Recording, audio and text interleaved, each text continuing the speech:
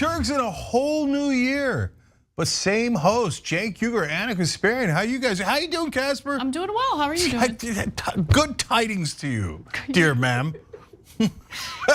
He's in too much of a good mood, honestly. Like he's too hyped up right now. Do you want to know why, Casper? Because you're drinking coffee again. Well, look, I'm gonna ban you from doing before the show. Look, toostrongcoffee.com/TYT, banned in several studios across the country. Okay, but now having said that, look, you're gonna like my real answer or worse.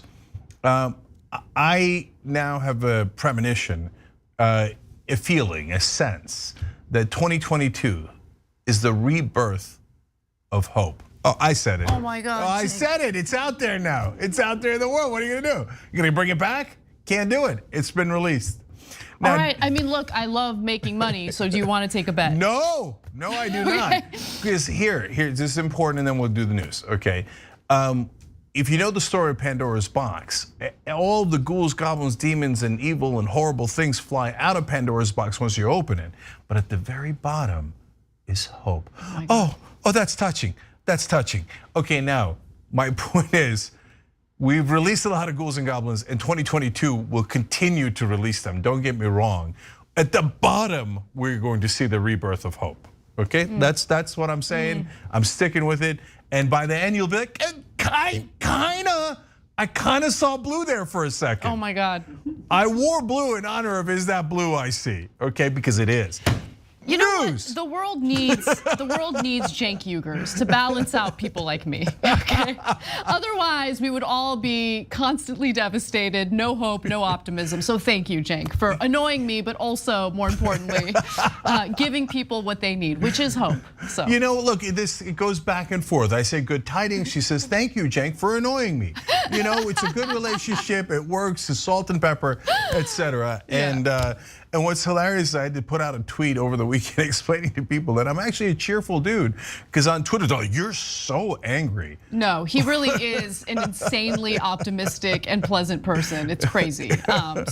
Okay, now let's yell at things. Yeah. All right. Well, let's start off with the state of Texas. Texas Governor Greg Abbott, a governor who has refused to take the coronavirus pandemic seriously, who has been against mask mandates and vaccine mandates, is now pleading with the federal government for resources to deal with the spiking numbers of new COVID cases in his state. In a press release put out by his office, Governor Greg Abbott announced today that the state of Texas has requested resources for federally supported testing locations and medical personnel and additional federal allocations of monoclonal antibodies. Now, the monoclonal antibodies is really the heart of this story, and if you're paying any attention to the narrative coming from right-wing governors, they would have you believe that the evil Biden administration is withholding monoclonal antibodies from red states. The problem is there is a shortage of that treatment. And if you happen to be a governor that has spread disinformation about the pandemic and has discouraged constituents from getting vaccinated, well, you have now put them in a terrible position.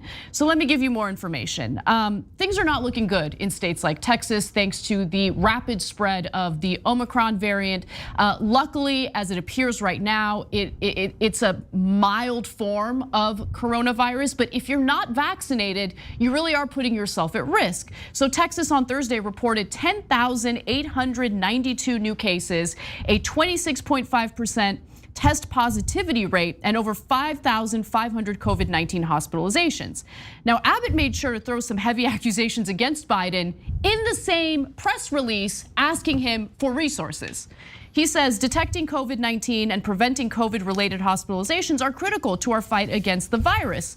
Maybe he should have told people to get vaccinated, but he didn't. While the Biden administration has cut supplies of monoclonal antibody treatments and testing kits when they are needed most, the state of Texas is urging the federal government to step up in this fight and provide the resources necessary to help protect Texans. And to be sure, there is also a shortage of tests available. In fact, if you go to most pharmacies looking to get a rapid test, you're gonna be denied because we have run out. We live in a third world country. It's insane. But let's get back to what Abbott says. He says testing sites, additional medical staff, and continued shipments of therapeutics from the federal government will help us continue to save lives and mitigate the spread of COVID-19. Now, in reality, as I mentioned, there is a shortage of monoclonal antibody treatments for Americans. And unfortunately, what the Biden administration noticed was that there were just 7 states that were hoarding the vast majority of the treatments available. As one doctor wrote in Forbes, unfortunately, the country is facing a shortage of monoclonal antibodies, MAB treatments. Just like every other tangible product, MABs have their own supply chain constraints, and only increased resource allocation and investment in manufacturing infrastructure can resolve this issue. The Biden administration took over distribution of the critical COVID-19 therapy back in September. At that time, 7 states, just 7 states, were using 70% of the nation's supply. Biden vowed to ramp up production, but also to even out distribution to give all states equal access. And Cenk, are you curious which 7 states were hoarding 70% of the monoclonal antibody treatments? Anna, there's one thing I know for sure. It's got to be the blue states, okay? Well, yeah. Because I'm positive of it. And I know that the red states care about all the rest of us, and they're overflowing with empathy. And so I know they wouldn't be hoarders. And besides which, is COVID real anyway? It's just like a common flu that affects fat people. So I know it wouldn't be red states. They wouldn't be concerned at all. Well, you might be right if a bunch of Democratic voters suddenly moved in masses to states like Alabama, Florida, Texas, Mississippi, Tennessee, Georgia, and Louisiana. So. Who would have figured? They create, listen, obviously I want every state to get the help that they need, okay? Regardless of whether it's a blue state, red state, I want people to live, I want to save lives. That's the relevant takeaway, right? But at the end of the day, we're working against elected officials who are literally doling out all sorts of disinformation because they decided to turn a pandemic into a culture war issue at the expense of their own constituents. Yeah, so look, if I was Biden, of course I would handle things differently. So would I deny Abbott? I'd think about it, because they do it to us. So when Trump was in office, he constantly warned about denying things, and sometimes did to New York, New Jersey, any blue state who dared to defy him, right? And did he care about their well-being and oh my God, they're also citizens? Of course not, he didn't care at all. And there's a disproportionate reaction here in America because since the left is filled generally with decent people, our heart goes out to the red states and we always help. That's why the red states are the biggest takers from the federal government. We did a story about this at the end of last week, and almost all of the big taker states, you're not supposed to use welfare queen when talking about Republicans or anyone else apparently, but whatever is the equivalent of that for Republicans, give me government money, I love big government, big government, like slobbering all over. That's red states. That's all red states. They take from the rest while pretending that they don't want government help or handouts. Now, but I still wouldn't deny him because I'm a soft-hearted lib, right? But what I would say ahead of time is, now, don't worry, the state of Texas, we will not be using the fact that you are run by a village idiot against you. Your governor talked about, in regards to COVID, quote, federal government overreach. Now he's begging me for help. Now that's weird because I thought we were overreaching, Governor Abbott. I thought we were overreaching. Now it looks like you're accusing us of underreaching. Oh, you haven't given me enough, you haven't given me enough. Well, look, you need more because you were one of the idiots who told all your voters and all your citizens to be hesitant about the vaccine. And you didn't push it, and now they're filling up hospitals. And now you come crying to me. But don't worry, I would normally, under different circumstances, demand an apology from Abbott before I gave whatever he was begging for. But I'm merciful and I care about each citizen. So I will actually give Texas what they need, despite the fact that Greg Abbott has not apologized for being an idiot and earlier saying the government was too large, and now saying the federal government is too little and is not helping enough. And look, I believe me, there's plenty of criticism for Joe Biden in this story as well. Because if you go to, let's say, the UK, and you need to obtain a test to see whether or not you have coronavirus, it is not a huge hassle, it is not an obstacle, and you get those tests for free, easily. Whereas in the United States right now, most people can't get access to a rapid test. Let's say you suspect that you might have contracted coronavirus because of some holiday get together or something like that, but you need to get back to work. You need to take a test before you can get back. It's nearly impossible in most parts of the country right now.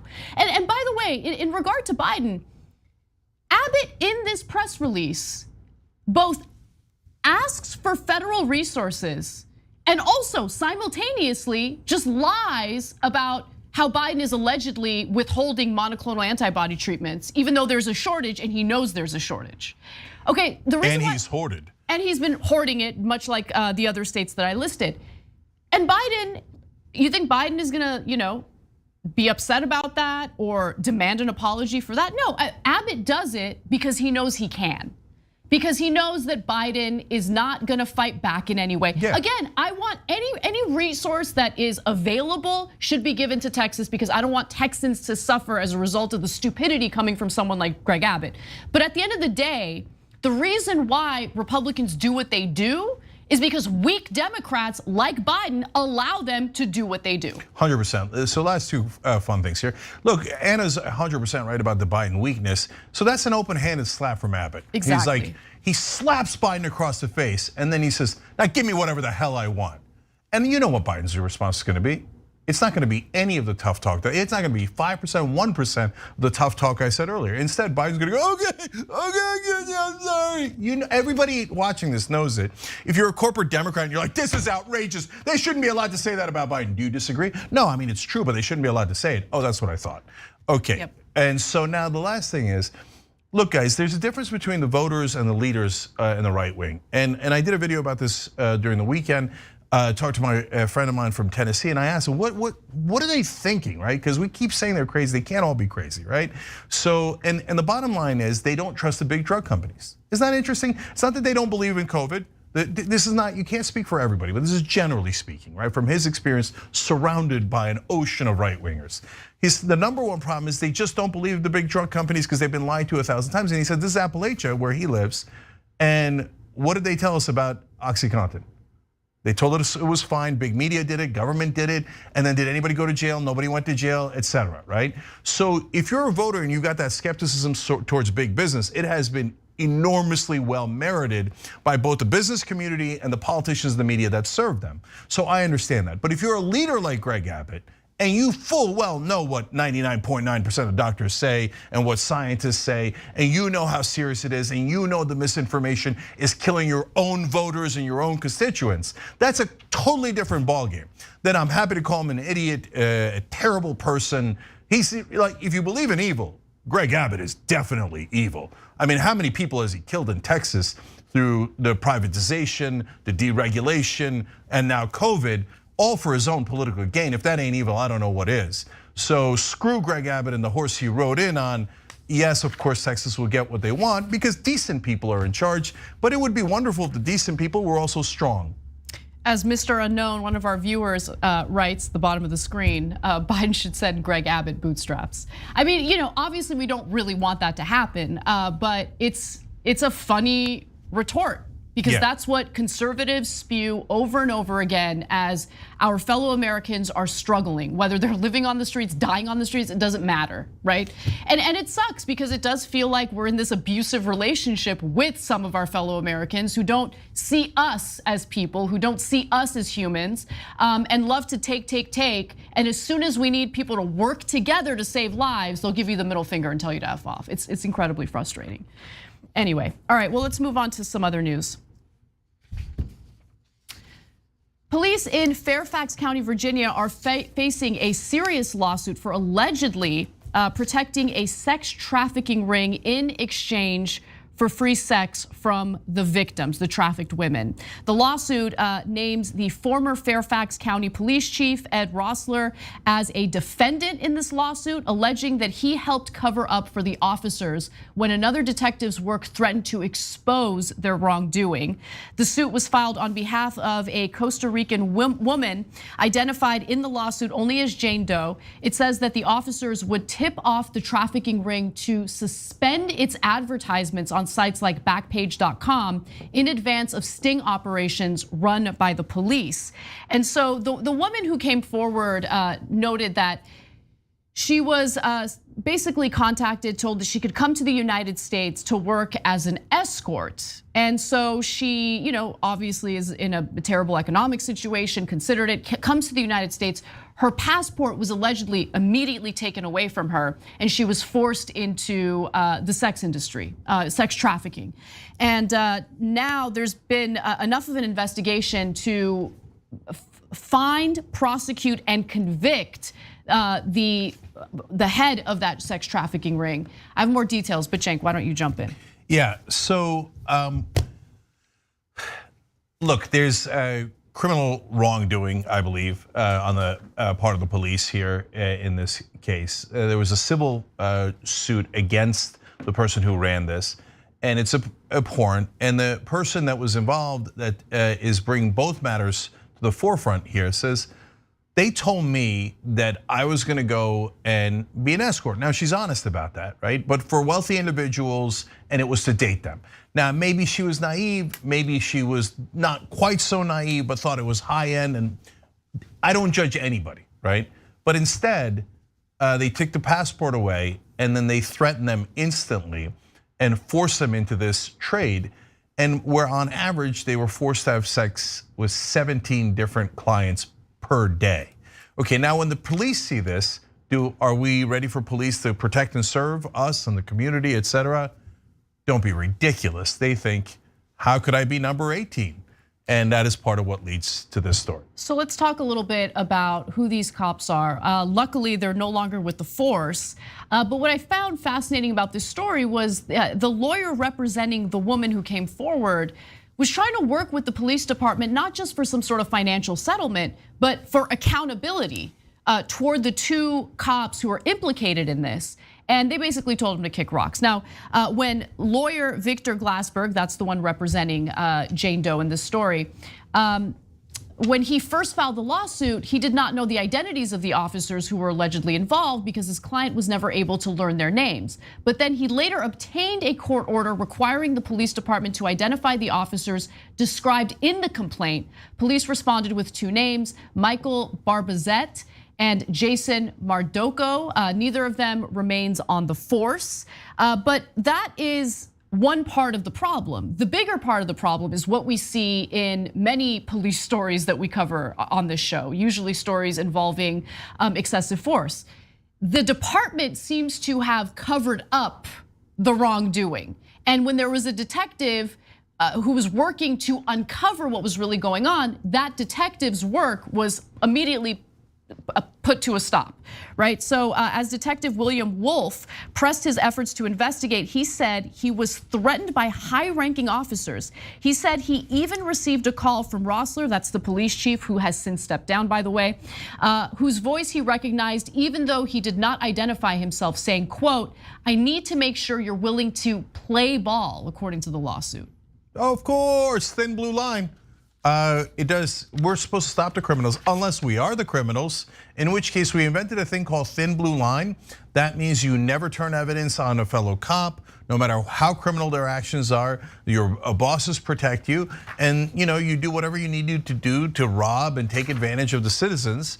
And then by the way, declare thin blue line in the open and have half the country go, that makes sense. When cops are criminals, they should protect their criminal racket. How does that make sense? No, thin blue line should be a really offensive concept to everyone else because it's a clear reference to covering up criminality on the part of some police officers, including taking advantage of women who were basically kidnapped into slavery here in America. Yeah, and it is fascinating that we have a giant group of people in this country who base all of their politics on this conspiracy of a Democrat-run child sex trafficking ring. And then when you see stories like this, I know it's not involving children as far as we know, it's involving adult women. But when you see stories of human trafficking in the United States that are proven, there's no big deal about it. Like, you don't hear about it. This was like a small story reported by the Associated Press, barely getting any attention. It's incredible stuff. Yeah, I mean, look, it goes on and on. Last week, Ghislaine Maxwell sentenced. Trump wished her well on several occasions. They were good friends. Obviously, Trump was huge friends with Jeffrey Epstein for 15 years and said he likes his girls young. He knew what he was doing, didn't mind any of that. Here, the cops are having sex with the women they're supposed to be protecting, and are raping them, basically. And the band marches on, and half the country goes, yeah, I cannot stand the child sex trafficking or any of that kind of sex trafficking. Oh, my guys are doing it? Rock and roll, thin blue line, thin Trump line, baby, right? So which one is it? And they're never gonna give you a straight answer on any of this. Of course we need better accountability, and I'm glad that the people who were covering up criminality are now gone, not just the two guys who were doing it, but by the way, can I tell funny side, last asterisk to this story? The cops in the union polled them in that area. They thought the leader that was covering up the criminality was not covering it up enough. It's insane. They thought he was too soft, he was too transparent, right? They're like, what, you just covered up our crimes, that's all? They were outraged and they turned on him too, and that's why he lost his job. Because they thought generally speaking, the union vote showed that the rest of the cops thought he should have done a better job of covering their tracks when they break the law. That's right. Amazing. We got to take a break, but when we come back, we'll get into just how much money private defense contractors made off the war in Afghanistan for things like goats, for cashmere production in Afghanistan. How did that project go? Used our tax dollars, did it help Afghanistan at all? I'm sure you guys kind of get the hint, but we've got that story and more when we come back.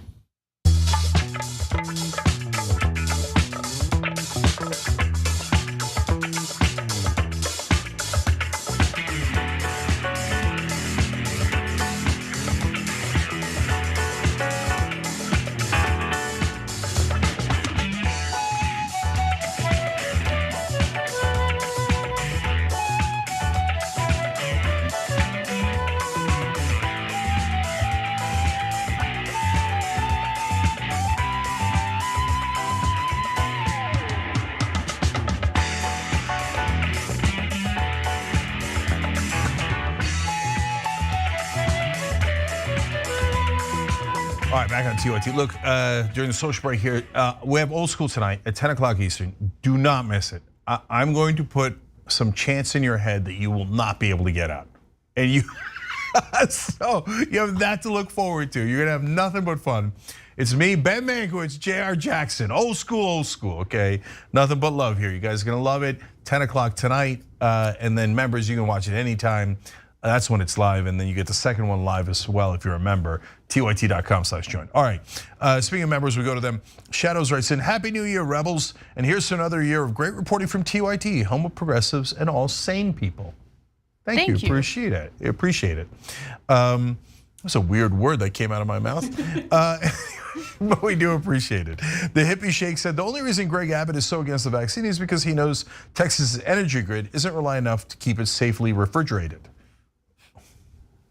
Akum Stazer says our Democratic Party is too weak to take criticism, so we must be obedient voters and keep our mouths shut. If we hold anyone accountable, it'll be our fault when we lose the House and Senate seats. Again, that is very literal. That is their actual expectation. And a little bit later in the program, I'm going to show you Hillary Clinton yelling at you to say, if you don't vote for people like me in Democratic primaries, we won't be able to lose effectively enough to Republicans. And we're already planning to lose, so we're now getting ready to blame all of you guys, progressives and Democratic voters in general. Well, I appreciate that planning ahead by Hillary Clinton, but you'll see that story in a little bit. Nostra Science says there ain't nothing wrong with far-right racist MAGA cops cutting a nice escort deal with a woman in Trump worldview. in the Trump worldview, there's a lot of people cutting deals with escorts that they didn't mind at all. All right, we go to YouTube Super Chat. Donald James says, TYT is my progressive establishment. Keep growing, guys. That is, I know you meant it as a compliment, and I'm a little wigged out because of the word establishment, but that would be an interesting day in America when there is a progressive establishment. Could be good, could be good. Okay, let's see what happens. Gabby Mathis says, I bought 2 Strong coffee, too weak for us. Say what? Damn. Damn, fighting Shots words, fired. Gabby. Okay, and she continued, any recommendations for stronger roast from 2 Strong coffee? Look, damn. I read that to you guys. Damn, she's coming after your brand, boy. I know. Because Gabby, I love you. It's okay. All right, everybody has a different point of view. I think it's the best, and it's not just me. Mark, Ben, a lot of people who drank it were like, "That's the best coffee I've ever had." Is that Gabby Marita? No, it's Gabby Mathis. Okay, Gabby Mathis also writes in a lot on Super Chat. Right. Okay, but to each his own. God bless. Okay, for those of you more sensible than Gabby, 2strongcoffee.com/TYT. I'm playing with you, Gabby. God bless you. Oh, by the way, I don't know if you tried the new espresso brand, Justice Jolt. We're not playing, okay? So this is espresso, much stronger. And by the way, oh no, I got people defending Too Strong in Twitch. We'll do that later. Anyway, 2strongcoffee.com/TYT. And Gabby, I love you. I appreciate everything, including the critique of anything we do on air. We'll be right back.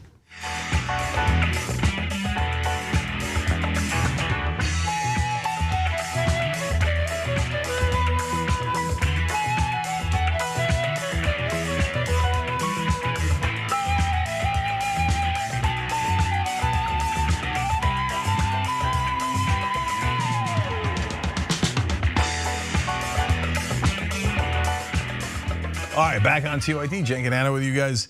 BO wrote in. Welcome back, Anna. We missed you. Thank you. It's good to be back. Isn't it? Yeah. Good to have you. It's not just BO, Anna, which I assume, of course, is Barack Obama. Oh, not that kind of BO. Only old school TYT viewers will know that reference. Hi, I'm Debbie Schlussel for Debbie Does Politics. That was one of the best things we ever covered.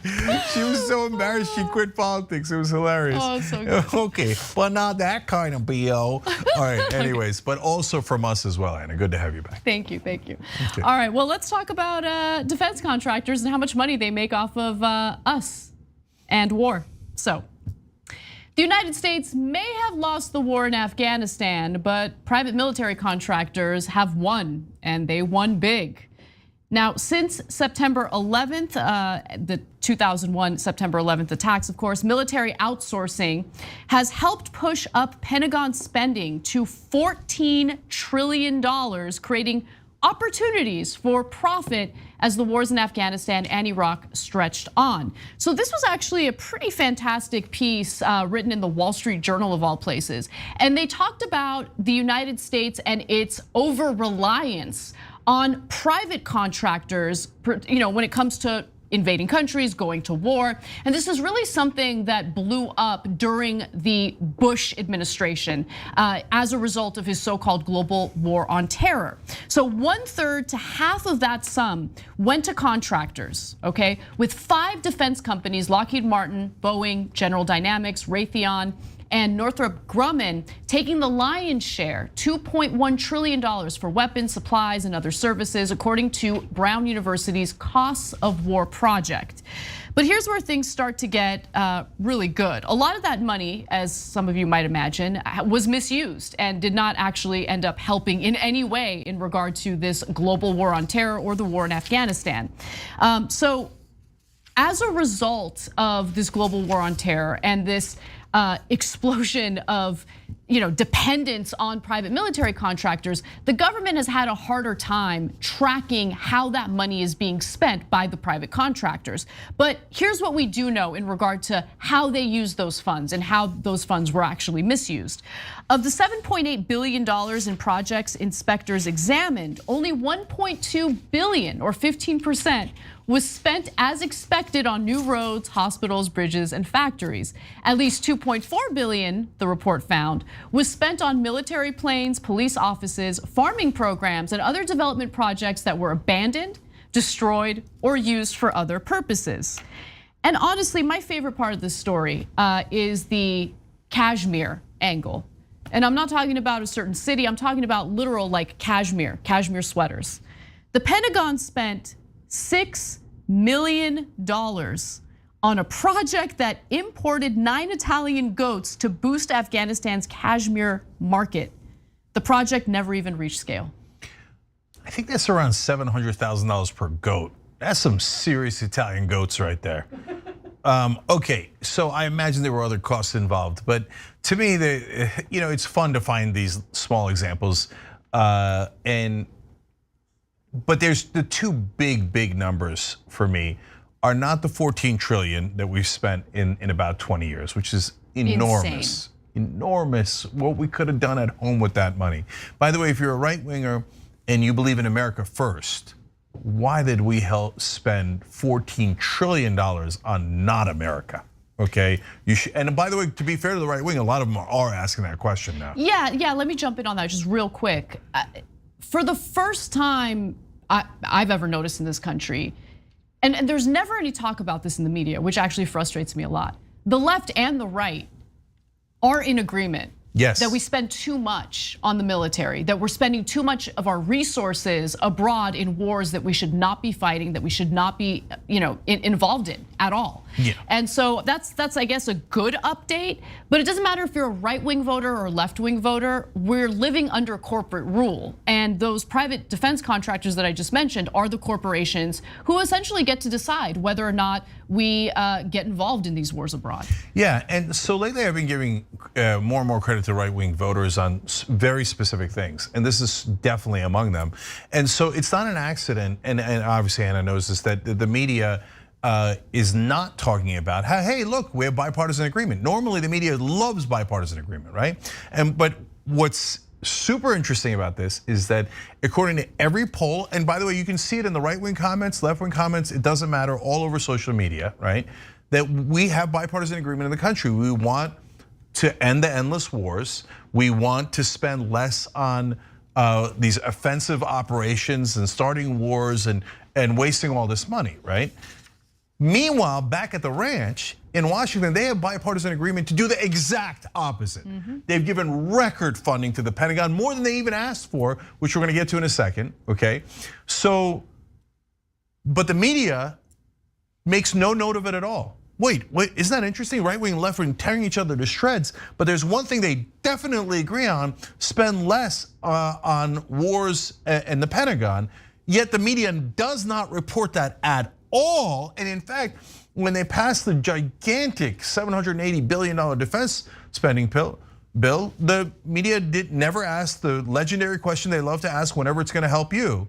How are you gonna pay for that? Never, they never asked that. In fact, the one time that the media was really like, they were all in cahoots, all very critical of Joe Biden and his administration, was when he pulled troops out of Afghanistan. Yeah. Incensed, they were incensed. Jake Tapper was furious. No, of course, guys, so what you're seeing in mainstream media, and this is what the right-wing voters are right about, is not the news. It is the marketing arm of corporate rule. So when you all say in a poll, we don't want to spend this much money, the media goes, okay, good, let's bury that. And it's not conscious, this is a longer conversation about how it happens in the invisible hand of the market, but the bottom line is the same result. They bury that news, and instead they tell you, oh, Americans love defense spending, and they want to spend more. Why? Because it's the same operation. It's the same companies that give to politicians to buy their allegiance through bribes that advertise on these mainstream media outlets. Look, you will see advertised. So the two numbers I was gonna give, one of them is the one Anna read you about, the 2.1 trillion, right? That just went to 5 companies, not 2.1 million, not 2.1 billion, 2.1 trillion. So that's, as you know, Lockheed Martin, Boeing, General Dynamics, Raytheon, and Northrop Grumman, okay? So guys, that's the robbery. Those are the people that are taking our money, all of our money, right wing, left wing, they don't give a goddamn about where it comes from.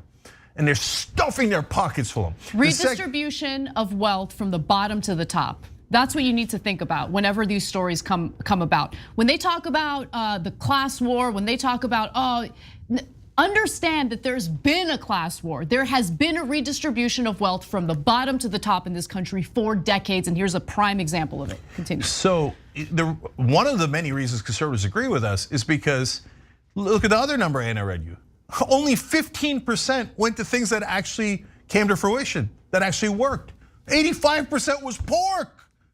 They're just robbing us of trillions of dollars. But the robbers own the bank. So that's why they pay the bribes to the politicians, and then that's why they pay the bribes to the media, and the media tells you, no, the politicians are honest. And when they waste 85% of basically $14 trillion over 20 years, that's fantastic, and the American people love being robbed like that. Because they're not doing news, they're doing propaganda. And so right now, and did Biden stand up to them?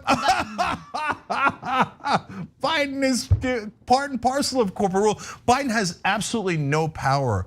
He's just a servant of his donors. So he has served them in this context as well. I mean, look, if Biden actually wanted to flex the power that he does have, he could do that. But he's not doing that. Of course. He is very much going along with this system of corporate rule, even though, I mean, there's so much that he could do by executive order. I mean, look, I gave him credit when he pulled troops out of Afghanistan, but in regard to all the things that he claims he can't do, but absolutely can't do, things that he says he can't do, but can do.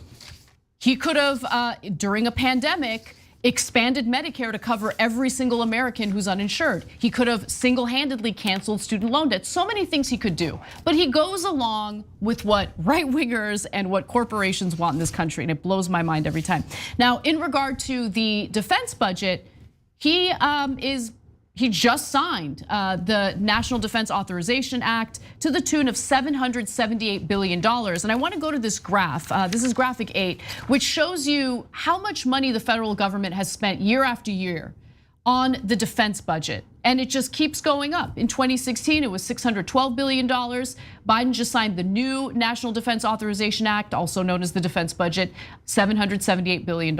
It just keeps going up. No questions asked, no debate. There's no nickel and diming the defense budget. But when it comes to ordinary Americans and their needs during a global pandemic, oh, they'll nickel and dime you all day. We just saw it happen when it came to Biden's Build Back Better agenda, which was supposed to be a social spending package that helps ordinary Americans. In that regard, won't fight for it, nickel and diming us.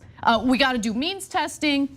In fact, I want to read you this short excerpt from a great Jacobin piece. Biden's military budget raises the Pentagon's base budget by about $40 billion. If the privatization of funds rate over the last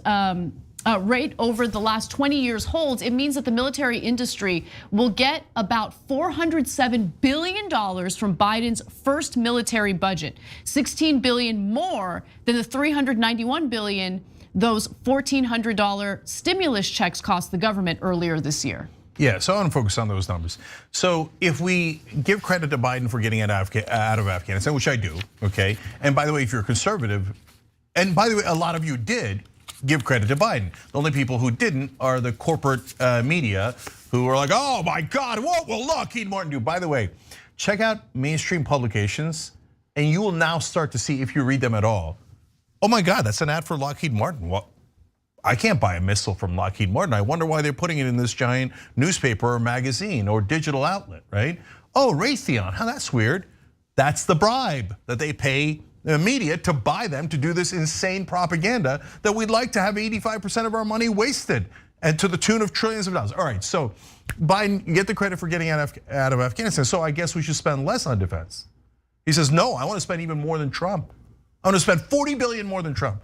And then he says, I want to spend $25 billion more than the Pentagon asked for. The Pentagon asked for everything they can get their, I was going to use more harsh words, but their mouth around, right?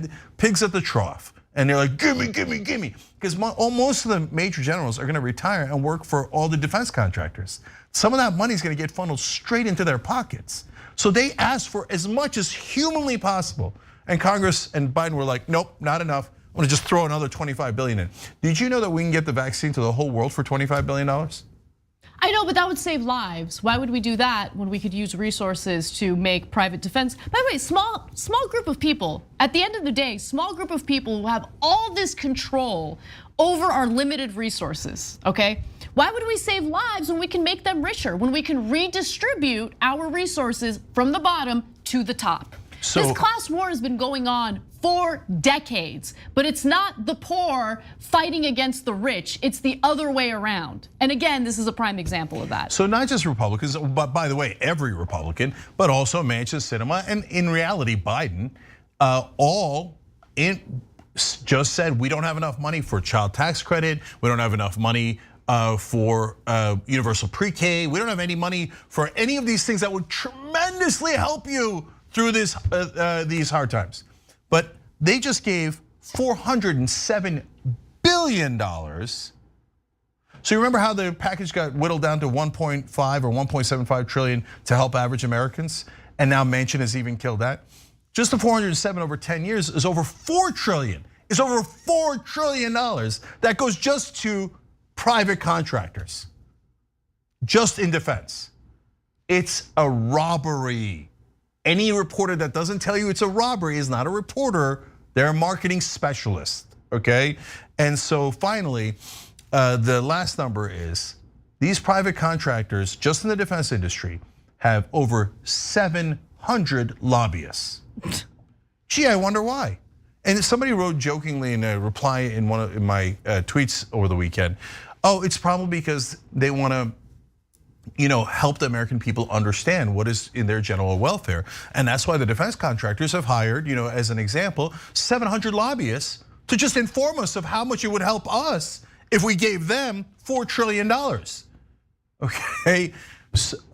And reporters report that as if that's true. Like, oh, the lobbyists that spend all that money on politicians, those aren't bribes. No, they're just doing it for charity. Nobody's that stupid. Nobody's that stupid. No, this is highway robbery and they do it every year at record amounts. All right, we got to take a break. When we come back, Hillary Clinton, a notable presidential loser, wants to give us some advice on how to win elections. We'll be right back. No, not the smelly BO, but the presidential BO.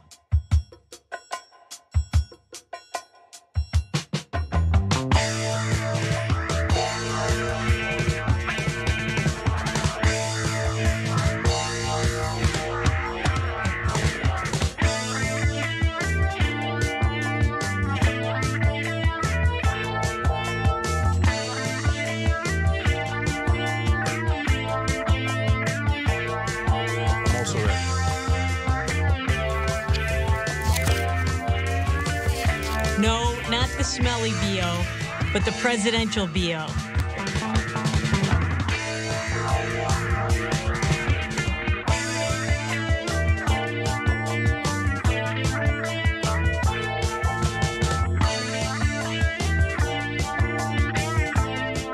All right, back on TYT, so many comments to get to. Dragon, who says, Nee in our member section said, Jon Stewart brought up the idea of war profiteers tax, and I think that's a fantastic idea.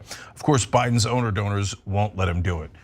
The reason I read that is, can you imagine Joe Biden standing up to any donor and saying, you know what? Lockheed Martin is donating to all these politicians and they're getting unfair advantage, I won't have it. Come on, man. You know what's hilarious, and we all know it, Biden's whole thing is no malarkey. He's nothing but malarkey. Nothing but malarkey. He's a giant jar of malarkey. That's all he is. That's it. No, I can't add to that. Okay. That is, somebody do a meme. Biden is a giant jar of malarkey. That's exactly what he is. And by the way, the people who will defend him are reporters. How dare you say that? How dare you? That is a beloved president. He is so powerful and elite. Yet reporters criticize them, banish them. Okay. Pretty literal. Anyways, here is more members who just joined our, hence our American heroes. Dr. Dark Crow, it's Duff Dude, David Helfland, and Donald James XXX. So all of you guys, much love. We do the show together, we're gonna get change together, and we bring people truth together. Even if it's not to our advantage, or even if it's a critique of ours, like I read in the last section. And so now Gabby Mathis is back. And Gabby writes in, we might try the espresso brand next. No offense, okay. Jack. All right, there you She's go. open-minded, I like that. Yeah, you're wonderful, Gabby. Okay, and by the way, this defense of Too Strong was written before Gabby even wrote in.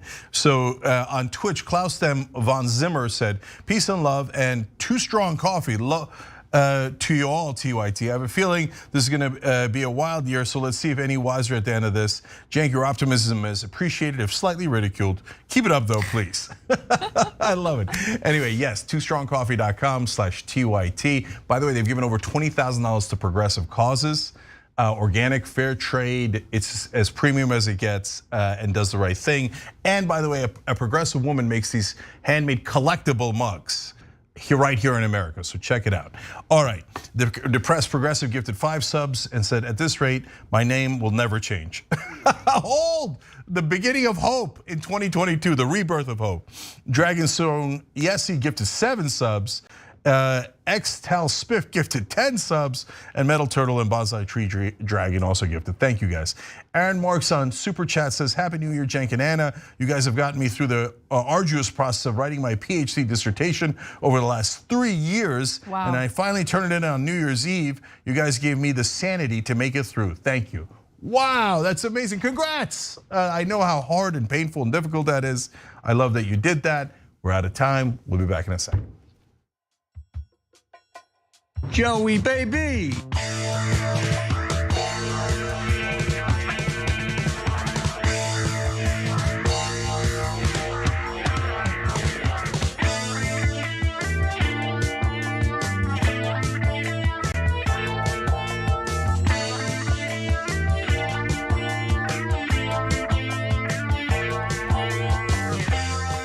All right, back on TYT, Jank and Anna with you guys. News. Hillary Clinton lost not one, but 2 presidential elections, one of which she lost against Donald Trump of all people.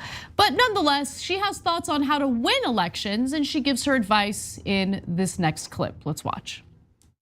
I think that it is a time for some careful thinking about what wins elections, and not just in deep blue districts where a Democrat and a liberal Democrat or so-called progressive Democrat is going to win.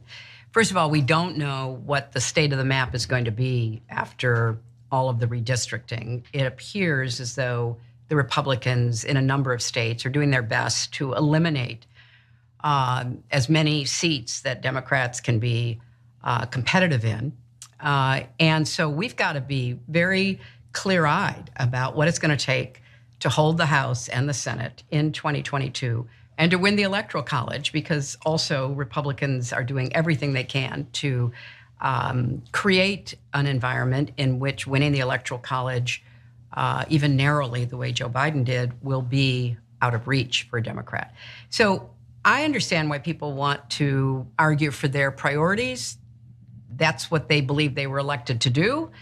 But at the end of the day, nothing is going to get done if you don't have a Democratic majority in the House and the Senate. And our majority comes from people who win in much more difficult districts. And our majority in the Senate comes from people who can win in not just blue states and hold those wins, as we saw didn't happen in Virginia, but can win in more purplish states.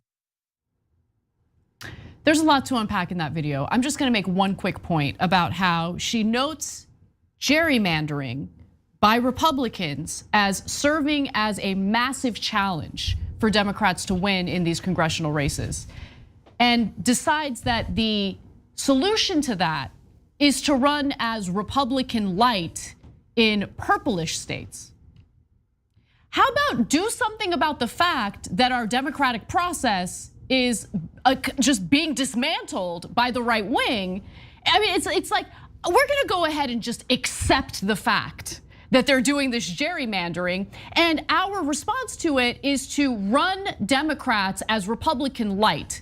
Now, if you are the kind of voter who finds Republican candidates appealing, why wouldn't you just vote for the Republican candidate instead of the Republican light Democrat running in that race? They've done this for years. Election cycle after election cycle. They fail every time. It's like they want to lose. They love losing. Hillary Clinton loves losing. That's why she's lost 2 presidential races, but still feels the need to give us advice on how to win. Unbelievable. Yeah, so when you say 2 presidential races, obviously she lost in the primary to Barack Obama back in 2008. And Obama at the time was pretending to be to the left of her. I say pretending because they're the same person. He was pretending. Yeah, they're both totally ruled by the corporate class. And he did exactly what she would have done, which is give everything to the wealthiest and corporations, okay? But he was pretending to be to the left of her significantly, and the voters in the Democratic primary made their decision. Now, the media knew something we didn't know, which is that Barack Obama didn't intend any of that. That's why they supported him. And with media help, he was able to defeat Hillary Clinton because progressives are way more popular. Anyone to the left is more popular. And if the media doesn't ambush you and assassinate you, you're gonna win, right? So that's why Obama beat Hillary Clinton in the primaries. And then, well, the person on the left won the general election. And then he won re-election. But when she defeated the person on the left in 2016, she went on to lose the general election. Now, you could get an obvious lesson from that, but that's not what the media and politicians are paid to do, okay? They're paid to lie to you. And so, now that sounds like a heavy charge if you're new to the politics in America, but it's not at all heavy. Think about it, guys. And the only reason why anybody would even be surprised by that charge against the mainstream media is because they've been brainwashed into a cult. Because here is Willie Geist on NBC or MSNBC, wherever they're doing this garbage, like treating it like super seriously and having an interview about how do you think we can beat Republicans like Trump? It's unbelievable. But wait, she's the one person who lost to Trump. Why would you ask her how to beat Republicans? That doesn't. And guys, she didn't lose like, oh, it was an underdog campaign and golly gee. No, she had every advantage. She had almost twice as much money as Donald Trump. She had almost the entire media, and everyone knows this, whether you're a Democrat or Republican, almost the entire media backing her and against Trump, okay, except right-wing media. And everyone was fawning over her in the elites. Every advantage, and running against a guy who barely gets into the double digits in IQ. And she still lost. Yeah. Now, I don't want to rub it in. They get so mad at us, they catch feelings when we say one thing that's true, right? But she's the very last person we should take advice from on how to beat Republicans. That's anyone with one shred of logic would know that. But yet every reporter in Washington is like, hey, let's all go ask Hillary Clinton on how to win elections. As if that makes sense. And they genuinely believe it because they're brainwashed into their own cult. But it's an alternate reality where Hillary Clinton was the winner. She wasn't, she lost to a pathetically stupid man. And it's not because Hillary Clinton is unintelligent. It's because the country hates the establishment. And she is the establishment. Every word coming out of her mind was corporate rule is awesome, status quo is the best. Whatever you do not listen to progressives who are going to challenge corporate rule. I can't recommend Jonathan Allen's book Shattered enough, okay? It is a documented tale of how much of a loser Hillary Clinton was in the 2016 election.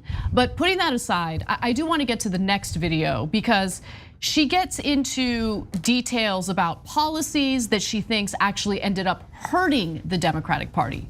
So let's watch. An unfortunate pattern, when Bill became president and pushed through a lot, including the Brady bill, the assault weapons ban, deficit reduction, raised taxes on the wealthy. People forget that. He lost the Congress 2 years later.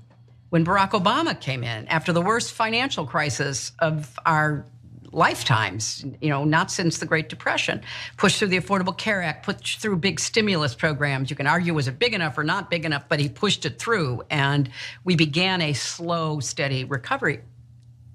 The 2010 midterm was not good. The shellacking, as he called it. The shellacking. Let's talk a little bit about that shellacking and that economic recovery under Barack Obama. And I think that it's important to hear from Barack Obama himself. So you guys don't think that I'm, just putting my bias into this or putting words in anyone's mouth. Here is Barack Obama in September of 2013, during an interview with George Stephanopoulos, explaining what the economic recovery really looked like. The gains that we've made in productivity and people working harder have all accrued to the people at the very top. 95% of the gains to the top 1%. That is so striking. It is, and the folks in the middle and at the bottom haven't seen wage or income growth, not just over the last 3-4 years, but over the last 15 years. That is President Barack Obama, not in 2008, not in 2009, but in 2013, explaining how 95% of the economic gains went to the top 1% during the economic recovery following the 2008 recession. And he says it as if he didn't have a role to play. Exactly. You did that. You built that in the words of your earlier campaign. You made the decision to give trillions of dollars to the largest banks in the world that caused the collapse in the first place. Right. You did quantitative easing. Yes. You had the Fed print all that money. You gave everything to the richest people in the world. And when it came to helping people with actual housing problems, we covered the stories back then, you gave them almost nothing. They were foreclosed on. Yeah, so just all of this is corporate rule 101. And look at Hillary Clinton. She says, let's end the gerrymandering, and the Republicans are doing unfair things. By the way, let's be more like Republicans. What? Okay, but all right, now the second part of that though is, wait, are progressives in favor of gerrymandering? No, we're the ones saying, for God's sake, do the For the People Act. You know, the HR1, your theoretical top priority. And by the way, we have anti-corruption things in there, which we know you're never going to pass, because you are corrupt, Hillary Clinton. You are corrupt, Nancy Pelosi, Joe Biden, etc. But okay, at this point, we're desperate for you not to burn democracy to the ground. I know they're never gonna do the anti-corruption stuff. For God's sake, at least end the gerrymandering. At least give us voting rights. Who's stopping that? The idiot moron Joe Biden, who hasn't lifted a finger for it. Exactly. Civil rights leaders are getting arrested every week in front of the White House because they're like, for God's sake, aren't you gonna do the bare minimum, you goddamn liar, right? And he's like, oh yeah, maybe I'll get to it. Oh, my agenda is Build Back Better. Oh, I lit it on fire. Oops. And then Hillary Clinton blames progressives. We're pushing them to do the right thing. It's your clown corporate friends that have done all of this damage. And everyone in the media that takes Hillary Clinton seriously as a person you should go to for advice on how to beat Republicans is an obvious liar. So they're going, we'll get the person who lost to a guy you couldn't lose to. The one we said had a 98% chance of winning. The one we said was definitely gonna win. And then she clowned herself and she made us all look like idiots, but it doesn't matter. All you have to do is lie. Now we'll all pretend she won. Whoa, what do you think we should do? How do you think we should win, Hillary Clinton? They say with a straight face. And then they can't figure out how they lost all credibility and how their favorability ratings are around, what, 14%? 86% of the country hates you because you're obvious liars. And Cenk, just going back to what you mentioned, what you referenced with the Build Back Better agenda. No, understand what Hillary Clinton is saying here. She is saying, no, helping people too much ends up backfiring. Oh, does it? That's essentially what she's saying. What progressives want to accomplish through economic policy is somehow unpopular in purple states. Because if you happen to be a right-wing voter, you don't want help with childcare.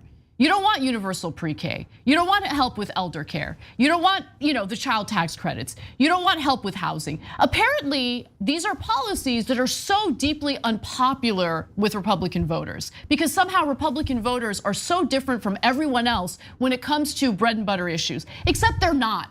There's a reason why Donald Trump's lies about economic stability and how he was gonna create economic stability in the country resonated with those voters. Yeah, and so let me give just last piece of details here because the details are so important. If you notice, she said, my husband did a bunch of things she listed, including deficit reduction, all these progressive things. Wait a minute, deficit reduction is not at all progressive. That's a neoliberal austerity program. He ran that program, and that's why he lost the election. Now she ironically blames it on the people who are screaming, don't do that, don't do that. And she goes, you see that? We listened to them. Well, you're a goddamn liar. That's not what progressives asked for, and you know that with 100% certainty. Well, the guy's a moron. Who knows if he knows it or not? What's austerity? I don't know, right? What am I, a reporter? What does the script say on the prompter?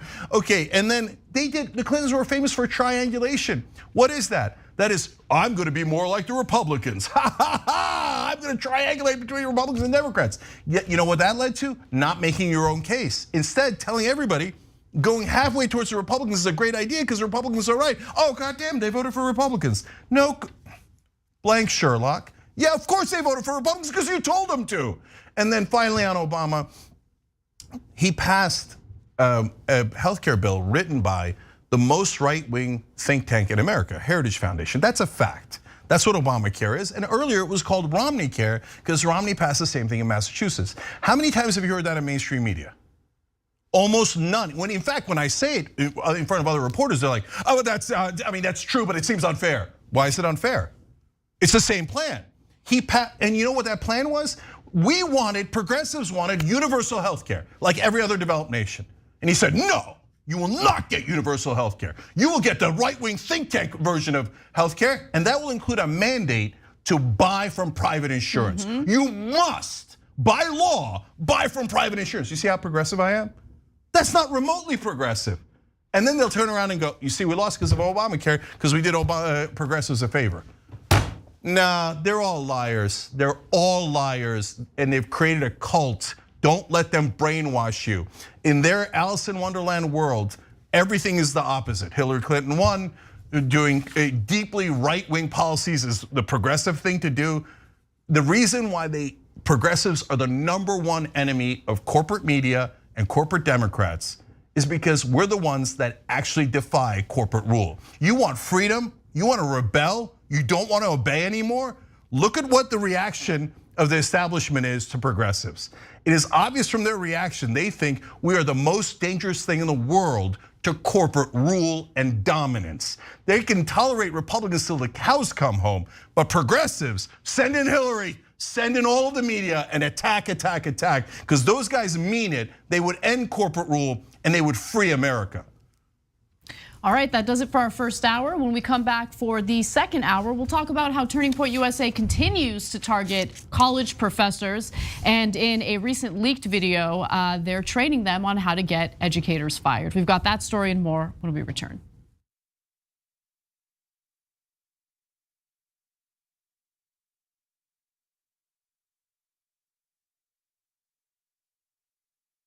Every day, the Young Turks delivers 2 hours of solid, fact-based, timely news and progressive commentary on all the day's most important stories. We keep our viewers informed while also providing perspective and insight on the news we cover, so you understand not only what's happening, but also what's happening behind the scenes, the stories behind the stories.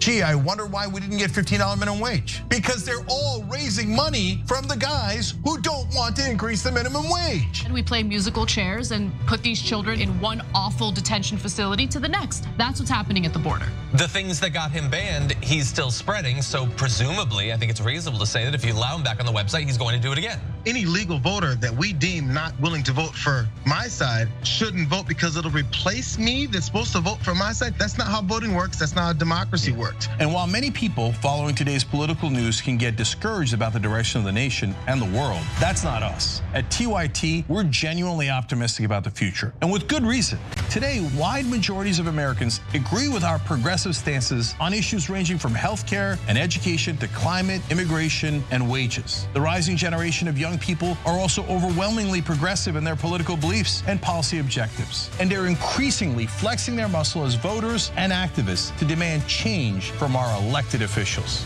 The traditional mainstream media is mostly AWOL. They, along with the government and many other cherished institutions, have been captured by corporate interests. Audiences sense that they're not getting the whole story or even the truth from once trusted outlets, whether broadcasting cable TV news networks or national newspapers and magazines. The Republicans say we will serve our corporate masters at all costs, including killing democracy, yet here we are. Where else do you hear that? You hear that on NBC, on ABC, on CBS? You hear it nowhere. They don't want to talk about money in politics because it's really hard to pass judgment when your media organization is funded by fossil fuel companies. The antidote is the Young Turks. Unlike mainstream corporate outlets, we're not beholden to corporate advertisers, the defense contractors, to Wall Street, or to Big Pharma. And we don't carry water for the Republican or Democratic parties. So watch us Monday to Friday at 6 p.m. Eastern, 3 p.m. Pacific, and join the thousands of progressives around the globe who tune in every day for TYT's unmatched, award-winning content and see what it's like to experience a news organization that only answers to you.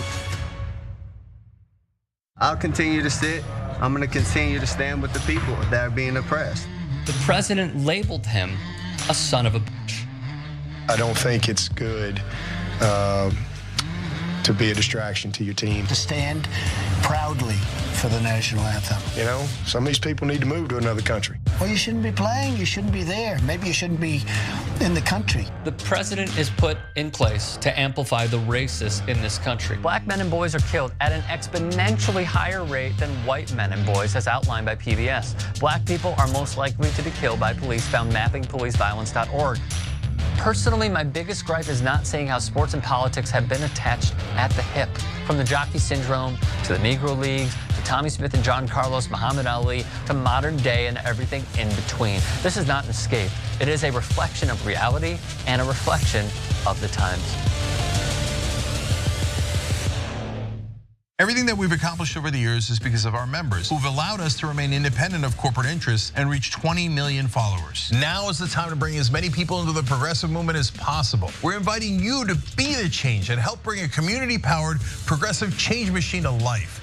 Details are at tyt.com/change. If you're a member, thank you. We need you to remain so. If you're one of the thousands of viewers out there who's not a member yet, the time has come for you to join now. We need you more than ever. tyt.com/change.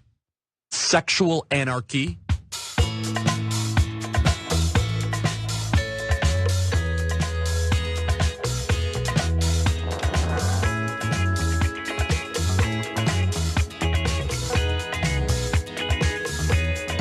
Joey, baby.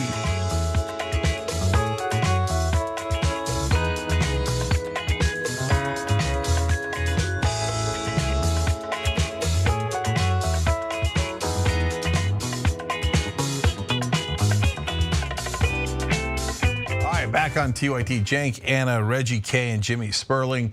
Reggie and Jimmy just joined by hitting the join button below on YouTube. You could do it that way. You could do it through tyt.com/join. Does that make you a hero? I guess. So thank you for doing it. We love doing the show with you guys. Casper. Turning Point USA is on this mission to make education as inaccessible as possible. And one way that they're doing that is by targeting professors on college campuses. Now, during their leadership summit, which we've done some coverage on, apparently there was a training session where students who attended were taught how to essentially secretly videotape their professors in an effort to get them fired. Now, we have some video of this. Let's take a quick look at that and I'll fill in all the blanks. If they do this, you take out your phone instantly. This will be some really great content later and they might just get fired, hopefully, right? Yeah. So as soon as you see a professor with that attitude come towards you, you're gonna get your phone. Sometimes it's easier to just, go like this and record like that. It's horizontal, a little bit more discreet, or you can do it in their face and see if they, just still want to talk, and some have done that. But hi, so are you a teacher here? Well, yes, I am, and I don't want you here at my university. What do you teach here? What's your major? What do you teach at the I'm a university? gender studies professor. Of course you are. So you don't like conservatives on your campus then, right? No, because you're a bunch of bigots and fascists. Oh my gosh. It's incredible that you can teach your students and you don't have any bias. How do you do your job right then? Because I think men and women are the same. Okay, wow. Thank God you're not teaching biology, right? And just to make it abundantly clear what the goal is here, she repeated what the objective is. So let's take a quick look at that video. So yeah, if you do have professors, administrators that come up to your table to harass you, they're in the wrong, and you just want to keep them talking. Edge them on and just keep recording for as long as you can so that you get some good content. And hopefully if they say anything that's too crazy, they can lose their job and you can get rid of that crazy person for a while. So while there are endless problems in this country, right? Extreme poverty, inequality, a pandemic, people are constantly dying as a result of that pandemic, and honestly, the lack of infrastructure, planning, and goodwill in place to deal with the pandemic. This is what their problem is. Yeah. Their problem is, like, they sit in a corner in their dark room every night, like, gender studies professors must get them fired, must get them fired. They're lunatics, they're freaking lunatics, like salivating at the notion of getting professors fired. I mean, it is unbelievable to me. And it's just more of the culture war. That's all they've got. And while Charlie Kirk, who's the head of this ridiculous organization, uses populist rhetoric to appeal to people who can obviously understand that there's something wrong with our broken economic system, I do want you to pay close attention to that dorky sign behind that woman that reads, "Capitalism cures." Cures what? Because right now, capitalism is the exact thing that's standing in the way of the United States responding appropriately to this pandemic. Yeah, so look, there's two funny things here. One is the gender studies aside, right? He says gender studies, and the whole crowd laughs. Gender studies, who would want to study women? No, you only study men, man, and you don't want to study gender. What, like women? Are you gonna find out what they did and it's absurd. Oh, belly laugh. Women and men are the same. Look, guys, they're also conflating things, right? Women and men should be equal. They are obviously not the same. We say they should be equal, and they go, "Oh, you think they're the same? Go check out biology." Like none of this even matters, okay? Gender studies. I got my bachelor's degree, I got my master's degree, never took a single gender studies class. You know why? Because it's not required. Okay, the thing is, they want to pick and choose what is available to students to learn about. Why do they get to pick and choose? If someone's curious, if someone wants to be enlightened on gender studies, why shouldn't they have the right to go to college and learn about gender studies? Why do they get to be the arbiters of what qualifies as education or what doesn't qualify as education? Like, it's so ridiculous because these are the people who present themselves as anti-censorship, free speech warriors, when in reality, they're the ones burning books, they're the ones banning books, they're the ones banning certain education that they do not like because it hurts their poor little fragile feelings. Like, if you genuinely believe in freedom, have all of that information available, have those classes available, and students can decide what they want to learn. But gender studies is not some mandatory class that you have to take as soon as you enroll in a college. They're so ridiculous, it's unbelievable. Guys, so I took Introduction to Buddhism and Hinduism in school. These clowns would be like, "Oh yeah, they're making everybody be Buddhist and Hindu." Oh no, dark corner. Oh, Buddhism, Hinduism, oh my God. Like, there's ridiculous. Of course it was not a requirement. Should every university cancel every elective not agreed to by the right wing? And wouldn't that be cancel culture? So do you want them to not teach gender studies at all and cancel it? Yeah, that is what they want. Okay, and guys, you don't even have to get one layer deep. That's 1 inch deep, right? Look at the hilarious hypocrisy and irony here. The entire premise, the number one premise of that Turning Points USA get together was cancel culture. How awful the left wing is for cancel culture. She said there twice in like 2 minutes, get them fired. Yeah. Let's find the professors we don't agree with, secretly record them, and then we'll use that as evidence to, quote, get rid of them. No, but to be fair, at least Turning Point USA found an expert in this area, right? Because it really does take a lot of brain power to be like, "Oh my God, so if you want to get your professors fired, like, you could totally hold your phone up to them like this, but you could also hold it like this." Like, it's amazing how much these people get paid for their intense stupidity.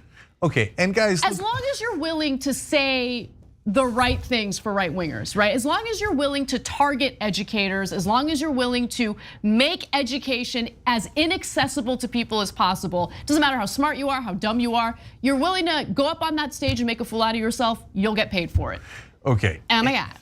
All right, so I'm trying to be nicer to right-wing voters. It's hard. But the thing that I'm genuinely curious about is people sitting in that auditorium going, cancel culture is the worst. Let's get professors fired for not agreeing with us.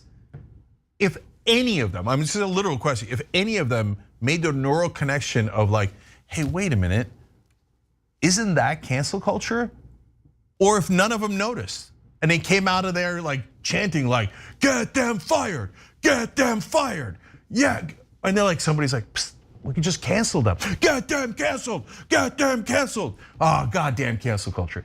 But guys, seriously, out of Masca, we already have the answer to that. They don't get it.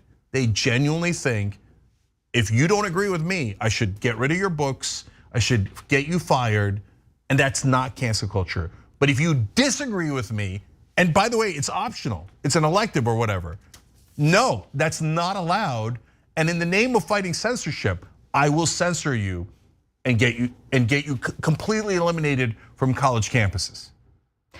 You know, it's funny because while they try so hard to make something as benign as gender studies like this big taboo, I think in a few years, gender studies is gonna be lit, right?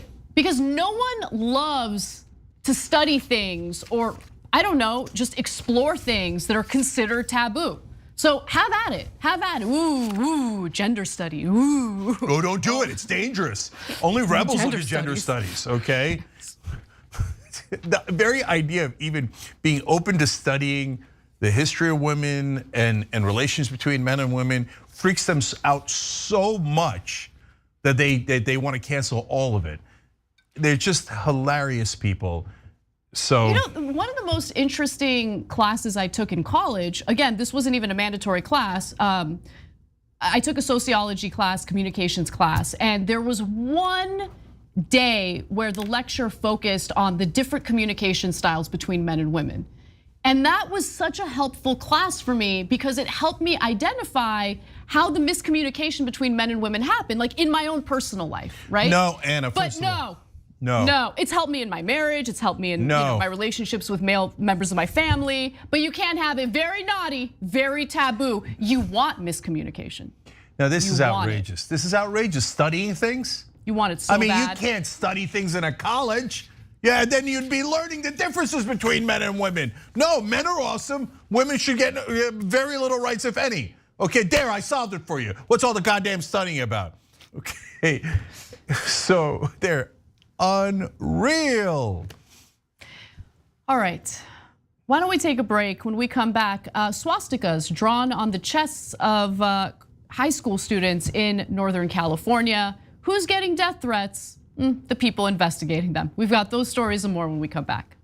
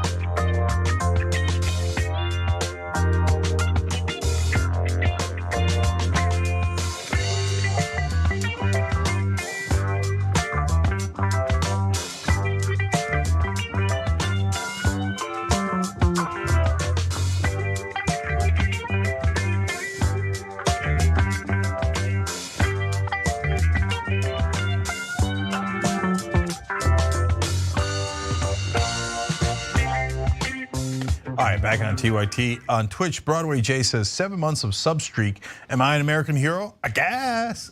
Indeed you are, Broadway Jay. And XL Spiff says, yay, expat Canadian here contemplating moving back to Canada Tired of my taxes supporting the giant military and would feel better that my taxes support universal health care. I don't understand why you haven't already done that. I mean, we love to have you here, but I mean, throughout the pandemic, you're like, yeah, the United States is where I want to be. Yeah. This is where I want to be. Okay, well, then that happened. Sorry. So, guys, again, it's insanity here in America where the right wing goes, I don't want my taxes going to help me with my health care, like my mom or dad, or I get sick or my kids get sick. I don't want that. The taxes helping me. I want it helping Raytheon. I want them to get a couple $1 trillion, and so their executives can get paid hundreds of millions of dollars. And that's a real opinion in America. And in fact, the opinion that has easily won the day. Okay, so I question our sanity on a daily basis. That's why, by the way, a lot of people writing in say, thank you for keeping me sane, because these are insane times, not just in right-wing media, but in mainstream media. So Dave Schmidt and Nash has gifted 2 subs, you guys are awesome. LJ Wombology wrote in on Super Chat, and has a good point on course requirements. Students affiliated with Toilet Paper USA at my school would sit in or enroll with my sociology department just to disrupt class and make a scene. So stupid. They're children. And why do they want to disrupt the class? Because they want to cancel it. It's so hard to not call them unintelligent when they can't connect the simplest thoughts. Okay, British 32 says, hi, Cenk Anna. Great start to the show tonight. By the way, in the UK, we fill out 4 easy questions on the web for a QR code to receive 14 rapid lateral flow tests to cover 2 weeks for free. Yep. Let's go Abbott, let's go Texas 2022, right? Yeah, I was reading about that today actually, and I was furious because of how difficult it is to get your hands on a rapid test in the United States right now. But I'm very happy for the UK, awesome. Yep, Canadian speaker, which Canadian citizen number 1273, he knows, tracked it, says Republicans have a serious AOC obsession. Glenn Close and fatal attraction couldn't compete with these people. That's a story that's actually coming up in a minute. And Peter Hamby did his haiku of the day, her hill to die on, about Hillary Clinton, bought to throw shade on the squad, retirement plans. Nice haiku.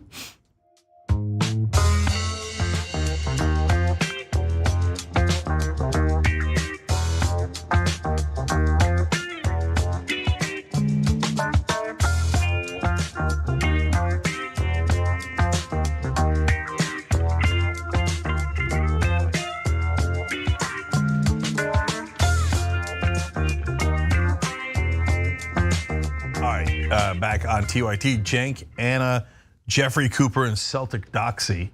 Thank you guys for joining. They hit the join button below on YouTube. You can too. If you're not watching there, we're everywhere. You can always sign up at tyt.com/join. Would love to have you, and you make a big difference in getting this news out. All right, Anna. A superintendent in Northern California is now receiving serious death threats after she announced an investigation into a photo featuring students who had swastikas drawn across their chests. This was a photo that was circulating online over the holidays. And of course, it's a shocking image. Just to give you some details about it, let's take a look at what the image included. These are all high school students, again, from Northern California. In late December, this photo went viral on social media, showing the 8 students who have the black swastikas painted onto their torsos, and also some of them are also holding alcohol, as you can see in the image.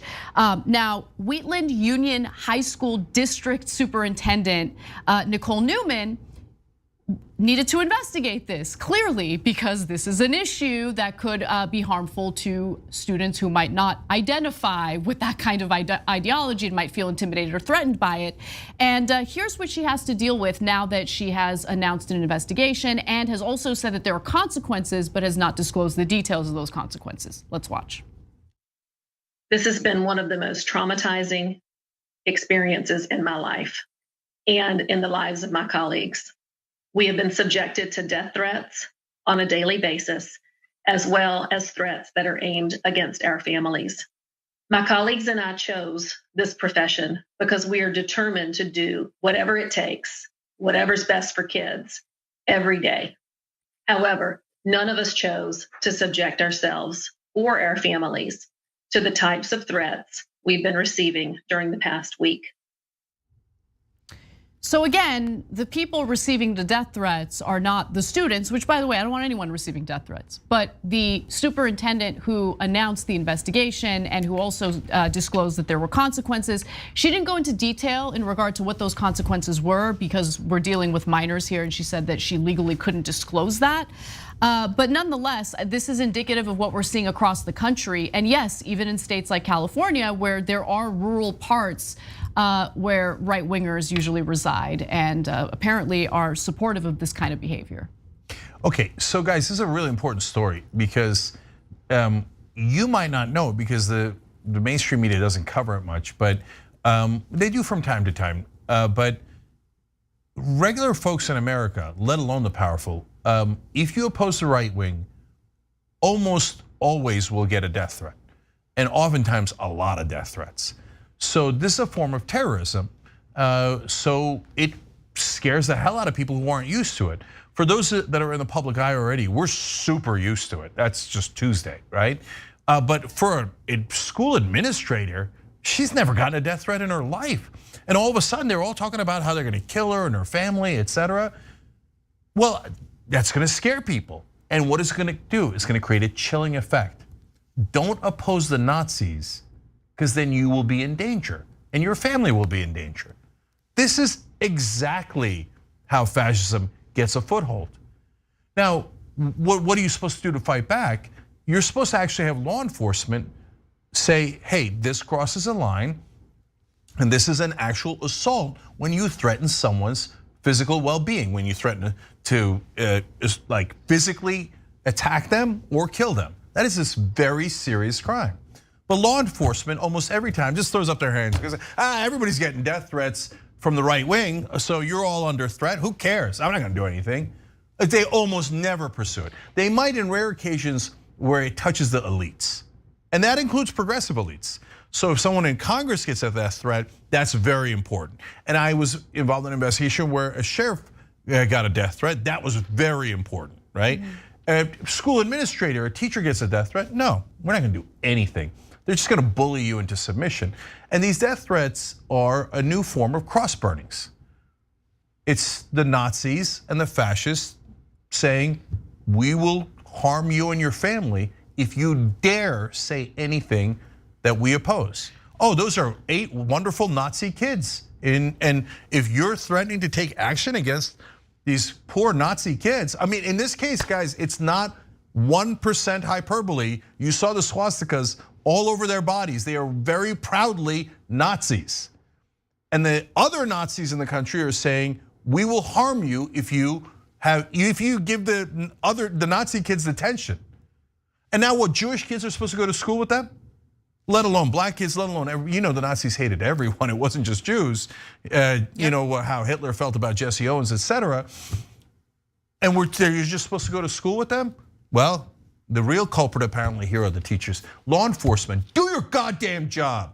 I know you're worried about your own ass 24/7, and you, oh my God, if anybody challenges us, we're gonna do a work slowdown. We don't want to take any risks. You shoot people left and right. We don't want you to do that.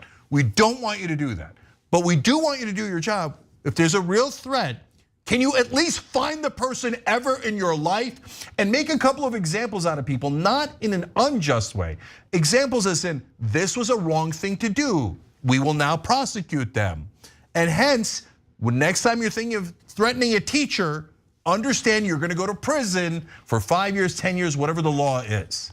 Do your goddamn jobs. Yeah, and look, it's hear me out, because this is not an easy issue. And what I mean by that is it's so commonplace to get death threats. I mean, we get death threats so often, I mean, every single day. So we're desensitized to it. And when you see an educator, a superintendent, a school board member panic about the death threats, it kind of like shakes you up and makes you realize like, oh wait, this isn't normal, right? But there's so many death threats on a regular basis that it's kind of hard to decipher which death threats are valid or credible, right? Who really does pose a threat? And even if you have credible death threats, they're very specific. They include your address. I mean, I've had situations where they'll include my address and they'll be very specific about what they're gonna do, right?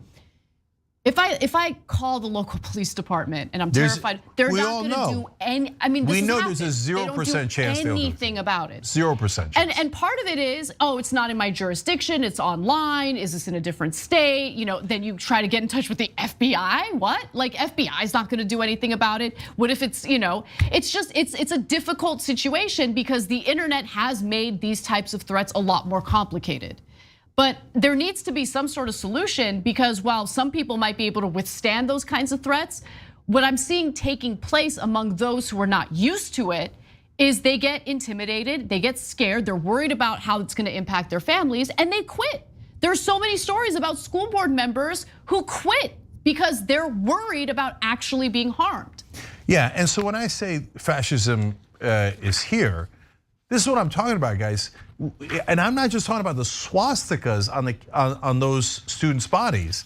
I'm talking about when fascists take over a country, just go to any Holocaust museum, just look up on the internet, do any 1% research, and you will see how do fascists take over a country. Vigilante violence, threats of violence that intimidates most of the people in the population from taking action. Because a regular person doesn't want to get into a battle with Nazis. And that's how they took over in Germany. They bullied and intimidated people with the brown shirts. And they're doing it right here in America right now. And there isn't anything anybody's doing about it. So later, historians will look back and go, how could they not see it coming? Whenever anybody disagreed with the right wing would threaten to murder them. And then everyone who was a decent person just shrank away because they were afraid for their family. And the authorities never did anything? The Democrats were in charge and they never did anything? Yes, weak losers lead to strong fascists.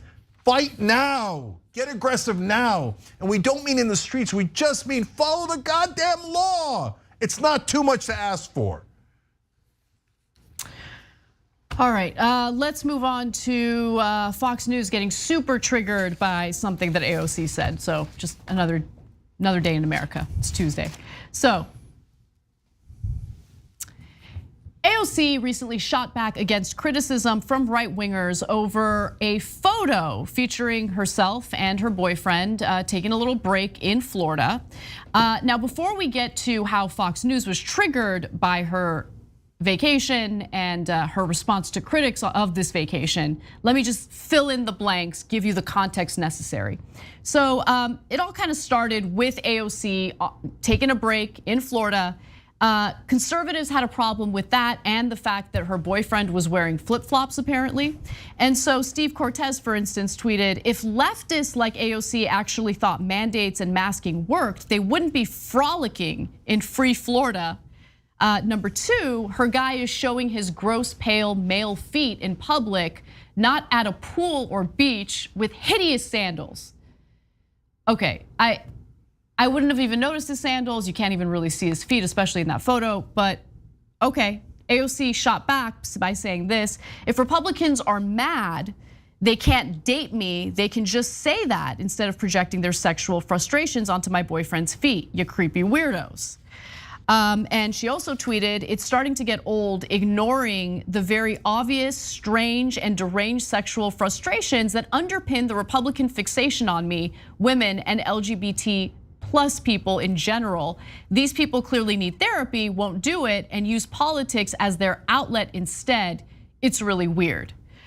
So before we get to Fox's like meltdown over those tweets, I wanted to get your thoughts on it, Zhang. Yeah, no, it's absolutely true. And the people denying it are hilarious, as you're gonna see on Fox in a second. So number one, Fox is gonna pretend that AOC brought this up out of nowhere. No, she did it in response to the creep who's talking about her boyfriend's feet for no reason, because he's feeling jealous, right? He's like, oh, why are you dating him? I don't even like his feet. What? Are you insane? Are you nuts? Like, what are you obsessing about her boyfriend's feet? Are you like, and so she's responding to that, but they leave that out. As if she just out of the blue was like, oh, all the Republicans want to date me, haha. No, she didn't say that. She did it in response to this. Point 2 is, do the Republican men have sexual frustrations that they vent towards AOC and other attractive progressive women? Definitely, 100%. So look, I don't want to get into details of all their perversions, but were they more interested in Sarah Palin because they found her attractive? They would say it all the time. We would share it with you guys. They're like, oh, she's hot. We like her because she's hot, right? And so the idea that they're not interested is hilarious. And yeah, and why? Because their base is young, frustrated men. They have an incel base, and that incel base is obsessed with, it's not fair that I can't get laid. And so they take out their aggression on what they view to be attractive women on the left. Yeah, I mean, there's a lot of truth to that.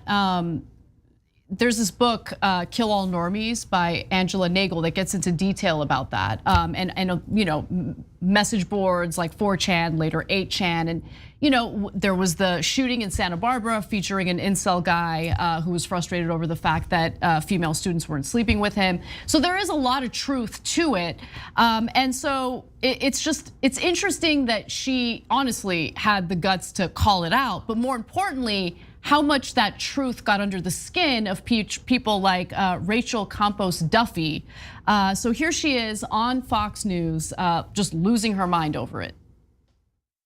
We've all laughed off that she said, that her critics just want to date her, that Republican men criticize her because they want to date her and they're sexually frustrated. I have to tell you, I'm very disturbed, genuinely disturbed, that this woman continues to sexualize everything, including, her critics, because she can't handle any kind of criticism. I think this is a person who needs to be in therapy and not in Congress. I found her response really weird and disturbing. And I think that her constituents ought to be embarrassed of it and ought to be embarrassed of what she's doing. That she should go back to her district. Her district is dirty, it's crime-ridden. There's no economic prosperity because of the policies that she supports. She's an embarrassment to her party and to her district. Her district is dirty and crime-ridden. If I recall correctly, the poorest states in this country are run by Republicans. States like Oklahoma, Mississippi. I mean, okay, whatever. But I find it fascinating how triggered she is by this. Yeah, so 2 things. One, if anybody ever said, hey, that district in West Virginia that's got a Republican congressman is dirty and crime-ridden, Appalachia. You know how dirty they are. People would lose their minds. As they should. Right. They'd be like, are you criticizing the poor? What do you do? Are you insane? That's outrageous, unacceptable. You say it about the Queens and New York, inner cities, and Republicans are like, yes, call them dirty. Yeah, Tucker Carlson's gonna be so happy they're all dirty. I don't know if I know. They have no idea how outwardly racist they are. If you say it about poor white people, they would be out of their minds furious. You say it about black folks, they're like, yes, okay, you're sicking me. Now, second of all, just as I told you, she's sexualizing it. Dude, one of your own was talking about sucking on her boyfriend's toes or how he doesn't want to do it or something. And he was obsessed with sexualizing her boyfriend's feet. And then now all of a sudden she's sexualizing it. It's the same thing they do with every issue like COVID, right? They're like, we disagree with 99% of the world's doctors and scientists. You shouldn't take the vaccine. We go, well, we think you should. Oh, why are you politicizing it? We weren't. Nobody was saying anything until you guys came in like lunatics. Can I just jump in? Look, I don't know. I think people might not like what I'm about to say, but we all know it's true. Why is there an obsession with AOC in particular, in general, right? It's because she's young and she's attractive. Let's just keep it real. Everyone knows it. Why is there? I mean, there's way more attention focused on AOC than any other member of Congress, hands down. There's no question about it. And it's because she's young and attractive. We all know it. They're the ones who sexualize her. They're the ones who have decided to target her endlessly as if she's, look, I think in the first year, AOC was a lot more critical of the establishment and really put herself out there a lot more. But lately, she strikes me as a typical Democrat. Like, what is it about AOC that makes them so hyper-focused on her? She's a young member of Congress, an attractive member of Congress. She gets all the attention for that reason and that reason only, in my opinion, from right-wingers. But let me add one quick thing to that, though. In this case, that's not just right-wing media. That's also mainstream media. Yeah, exactly. Keep it real, keep it real. I gotta be honest, the people that were involved in her winning, we were surprised at how much attention she got. And looking back at it, it's because we thought they were gonna focus on policy. And she, in the beginning, she had wonderful, she still has good policy. In the beginning, it was more groundbreaking, right? And now we're a little bit more used to it. And that was great, et cetera. And we thought, oh my God, they're paying, no, they were just interested in her because they thought she was hot. And so it's, Rashida Tlaib has the same policies, Ayanna Pressley has the same policies, but everybody focuses on AOC. So that pervades all of media. And we're like, I gotta be honest, I'm a nerd for not seeing it instantly. Like, and we're too earnest in a sense. I have one other clip I wanna go to from there. Yeah, let's go to that next clip. Go ahead. But can I just say this? It's also not true. Republican men, conservative men, do not want to date communists. They know that it will lead to a life of misery. Right. So it's also false. Okay, I want to just quickly respond to that. That's an interesting takeaway. She's basing it off of her feelings a little bit because there has been a poll on this very issue, and I want to give you the details of that poll. Let's go to graphic 4 here. A poll conducted in December revealed that 71% of Democrats in college would not date someone who voted for former President Donald Trump. But the poll also showed that only 31% of college GOP members said they wouldn't date someone who voted for President Joe Biden. And I guarantee you 99% of those are women. And you could tell from Hegseth and Kilmeade's reaction too. She's like, Republican men don't want to date hot communist women. They're both like, maybe. Believe me, they do. They definitely do. And I can tell you because I was a Republican when I was younger. And when I talk to other Republican guys, there's no qualms about like, no, I don't like her politics. Have you met them? Have you met them? Okay, they're such goofballs. So, I don't know, she was fired up about that. It is what it is. Look, the worst part about being in the public eye is that the people closest to you also end up being in the public eye. And I don't know, I don't know how she handles it. Like you're gonna come from my boyfriend or my husband or my family members, like it's gross. And tell me you have a foot fetish without telling me you have a foot fetish. Because I didn't notice his feet. Most people didn't notice his feet. But that dude who tweeted about it definitely noticed his feet. And I would venture to say wasn't really that grossed out by it. Anyway, we got to take a quick break. When we come back, we've got Marjorie Taylor Greene.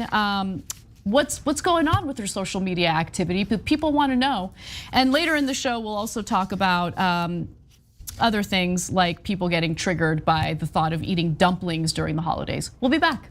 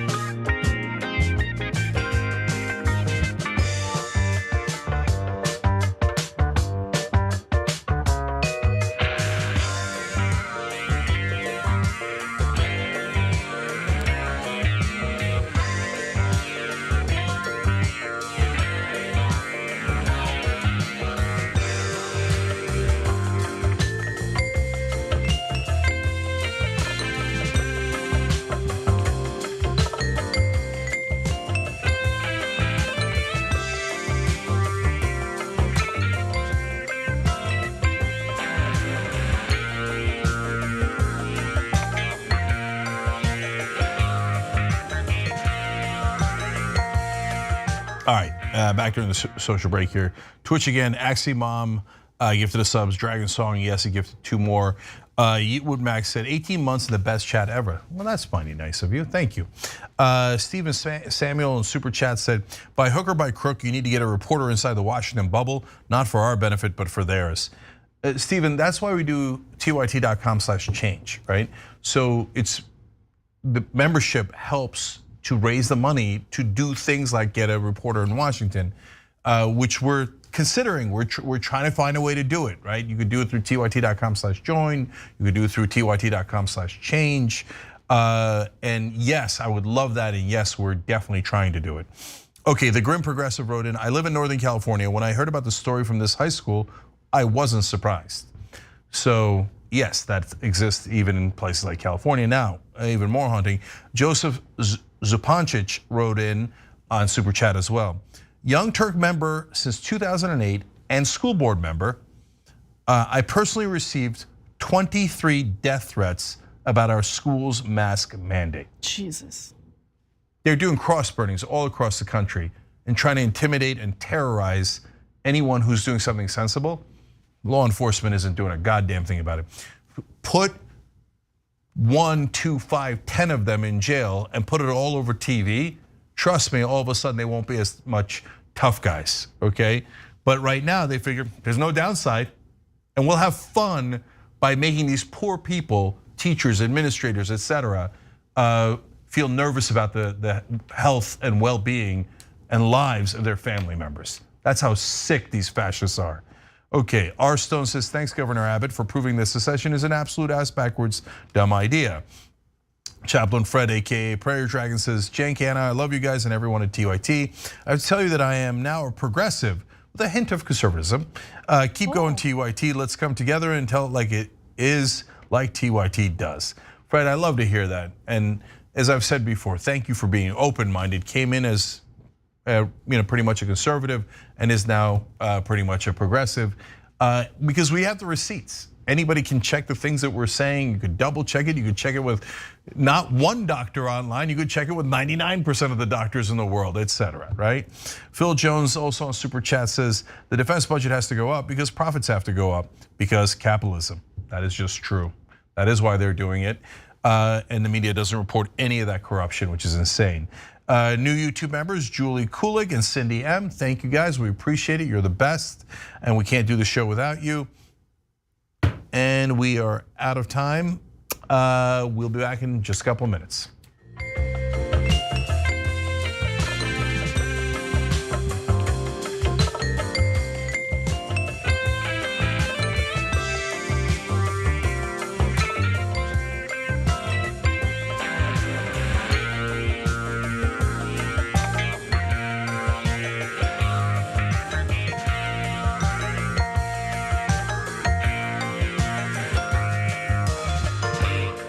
Back on TYT, Jen Canana with you guys, more news. Marjorie Taylor Greene has been permanently banned from Twitter. Are you surprised? Now, Q, Glenn Greenwald, and all these other free speech warriors who are outraged by this, even though she has broken the rules like several times in regard to COVID misinformation. Twitter suspended Greene's account after she tweeted on Saturday falsely about extremely high amounts of COVID vaccine deaths, which of course is unfounded, untrue. She included a misleading chart that pulled information from a government database of unverified raw data called the Vaccine Adverse Event Reporting System, or VAERS. Yes, VAERS, we've talked about this before. It's a decades-old system that relies on self-reported cases. Let me read that again. Self-reported cases from patients and healthcare providers. So all those people who died from the COVID vaccine came back as ghosts so they could share their experience of dying from the COVID vaccine on VAERS. Marjorie Taylor Greene, easily one of the dumbest people in this country, maybe on the planet. Also, she had tweeted other nonsense in the past, so she had broken the rules. She was given chance after chance after chance to stop breaking the COVID misinformation and disinformation rules, but she continued to do it. Later, she went on Gitter and claimed that she didn't care too much about Twitter, but really did care about Twitter because she's demanding that they reinstate her account. Yeah, well, if you don't care about it, then why have you been crying for 24 hours straight? Oh, you love being a victim, that's why, right? And this is a perfect thing for them. And the right wing does this trick all the time to get attention. Let's say the most outrageous things we can to get canceled so we could be the biggest victims of all, because they love victim ideology. They love it, they live for it. Okay, so now guys, it is an interesting issue though. What do you ban and what don't you ban? So For example, if someone said, hey, we disagree on the size of the defense budget, well, I wouldn't want to ban them. I don't even know which side they're on, right? And both sides are perfectly fine. By the way, lives are on the line there as well, but we're making policy and we've got to decide and have an open discussion about that. Now, let's go to the other extreme. Let's go to, okay, let's say there's a virus that if you go and just have contact with a person, they'll drop dead, okay? Now the government, I hope you would say, yeah, well, has an interest in making sure that people don't lie about that, and Marjorie Taylor Greene or someone doesn't go out there and say, hey, go out and hug people, the government's lying. And then people are dying left and right. So where Twitter, a private company, goes, well, I don't want to be sued, this is outrageous, and this is getting everybody killed. Well, I'm not going to let them say that on my platform because it's horrible and it's getting people killed. I hope most people would agree that they should be allowed to do that. I don't know, Glenn Greenwald might not. He might say, no, I don't care how many people die. I don't care how deep a lie it is. I got feelings and you've hurt my feelings, or whatever it is that he thinks, right? And by the way, there's no serious constitutional law expert that thinks that rights don't have limits. Every smart, serious person knows that rights have limits, but now they're pretending they don't, but only if it helps them. And only if they can claim to be victims. So in this case, no, you don't just drop dead when you meet someone because of the COVID virus, but there are over 5 million people dead. It's a very, very serious virus all across the world. And yes, she's definitely lying about it. But so what do you want them to do? I do feel for Marjorie Taylor Greene and other conservative lawmakers like her. And I say lawmakers because like what law is she really writing, or what kind of policy is she really pushing for? When all of your political activity is dependent on culture war garbage that they unfortunately have applied to a pandemic, well, what else are you gonna do? I mean, what else is Marjorie Taylor Greene gonna do to connect with her constituents? She has gone all in, much like other right-wing Congress people, with this culture war associated with the pandemic. So it'll distract from the fact that she's not doing a damn thing to improve the lives of her constituents. She's not writing policy, she's not pushing for policy, she's not advocating for policy, she's not focused on a broken economic system. She has no substance whatsoever, and she's not the only one. So can you really blame her? Can you really blame her? Yeah, by the way, if we said, hey, you know what, we want to fight for higher wages in her district. If you increase the minimum wage, first of all those people get higher wages. Secondly, it creates upward pressure so that everyone will get their wages increased. That's an economic fact, and you could look it up. What would Marjorie Taylor Greene do? She would fight you tooth and nail for lower wages. She demands lower wages, right? Healthcare, we say you should all get healthcare. Every other country does it, Norway, Canada, Japan, etc. She says, no, I don't want my constituents to get healthcare. And I don't even want them to take COVID seriously, on and on and on. So what does she do for you? She owns the libs. Congratulations. Does she though? Does she? She doesn't even do that. She owns herself and then cries about it. Like she's funny. She's the most mockable member of Congress. Like she doesn't own anyone. She can't even own her own role as a member of Congress. Yeah, and so the right wing doesn't want you to focus on economics because they're terrible at it. And in reality, Marjorie Taylor Greene helps corporate rule. She helps them deregulate every industry. She helps them avoid taxes. She helps them keep your wages low. And she distracts you by saying, oh my God, I am for freedom because Twitter is discriminating against me.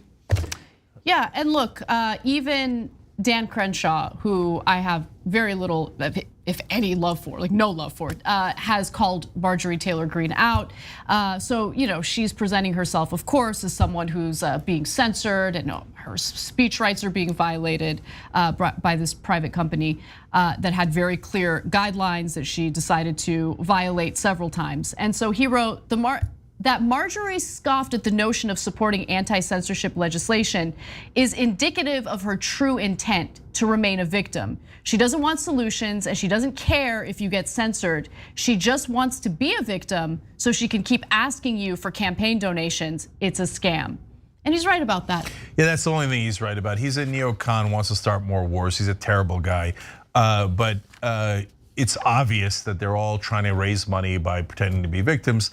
And to be fair to Marjorie Taylor Greene, it is the correct racket if you want to raise a lot of money, because there's nothing the right wing likes more than fake victims.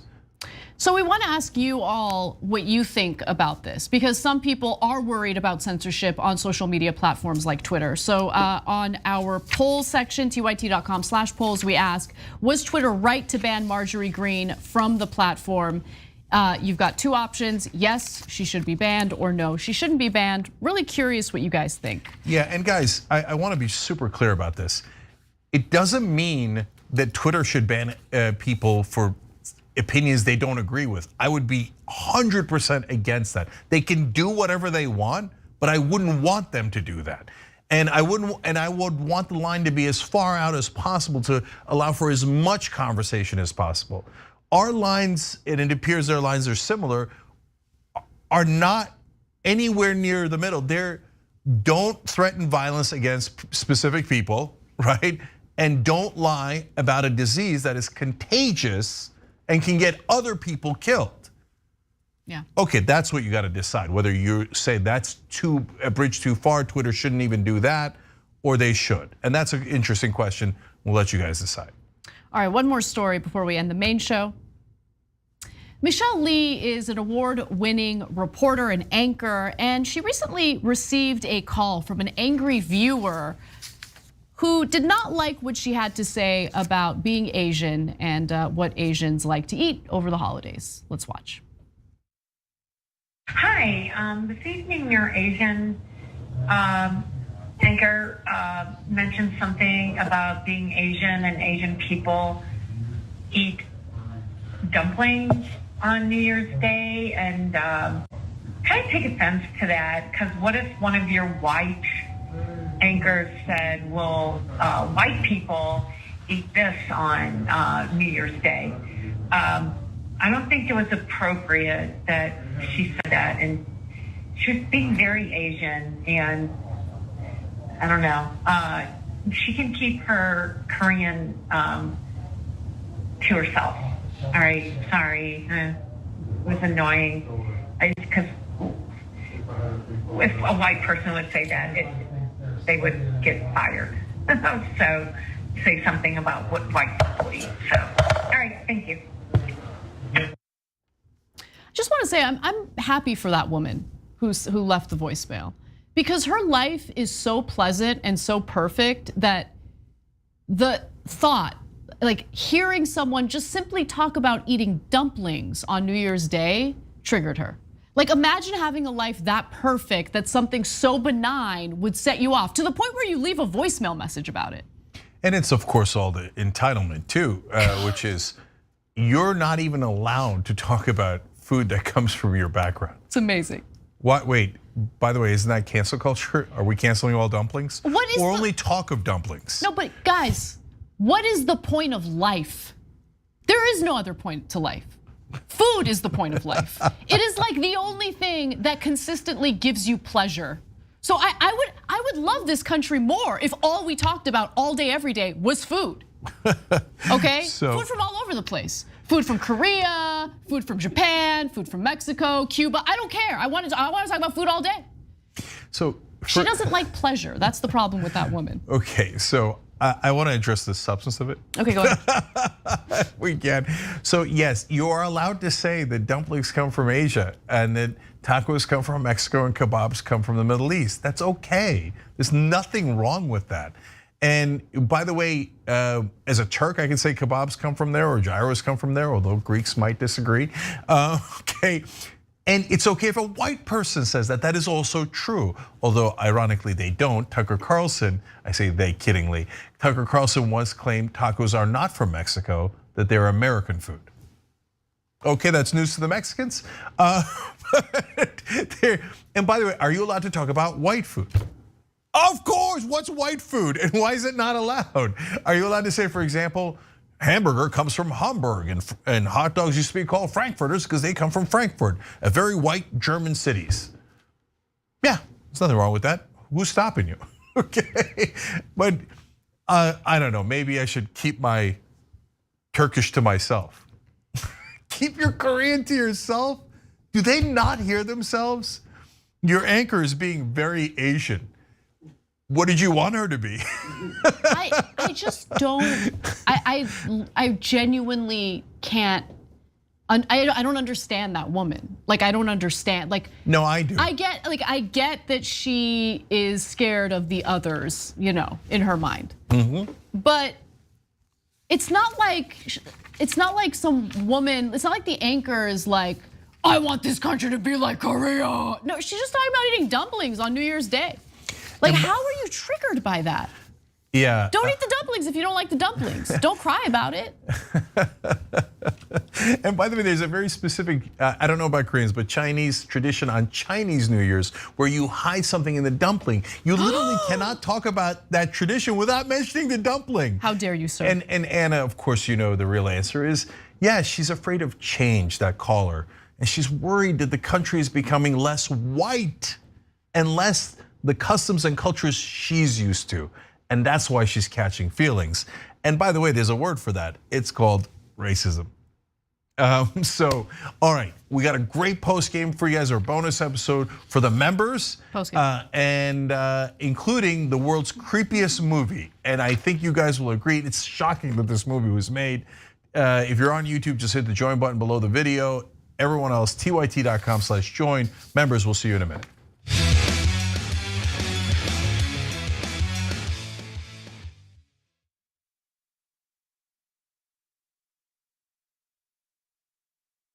Nearly half of Americans are working in low-wage jobs that pay the median annual wages of $18,000.